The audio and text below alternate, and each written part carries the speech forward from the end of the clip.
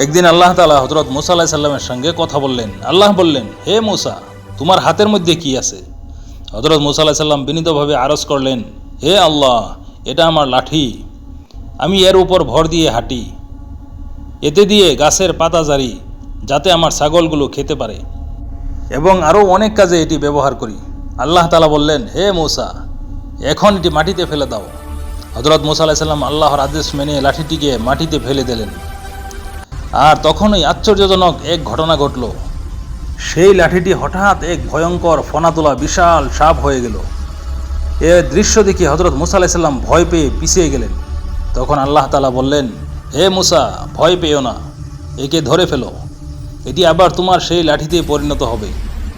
মূসা আলাইহিস সালাম আল্লাহর আদেশ অনুযায়ী সেই সাপটিকে হাতে ধরলেন, আর মুহূর্তেই সেটি আবার আগের মতো লাঠি হয়ে গেল। তারপর আল্লাহ তাআলা বললেন, এখন এই মুআজিজা বা অলৌকিক নিদর্শন নিয়ে ফেরাউনের কাছে যাও, তাকে আমার বার্তা পৌঁছে দাও। আর যদি সে অহংকার করে, অমান্য করে, তাহলে তার সামনে এই লাঠি ফেলে দিও। বন্ধুগণ, যখন হযরত মূসা আলাইহিস সালাম ফেরাউনের দরবারে পৌঁছালেন, তখন কি ঘটল? ফেরাউন কি আল্লাহর সামনে মাথা নত করেছিল, নাকি মূসা আলাইহিস সালামকে বন্দী করে ফেলেছিল?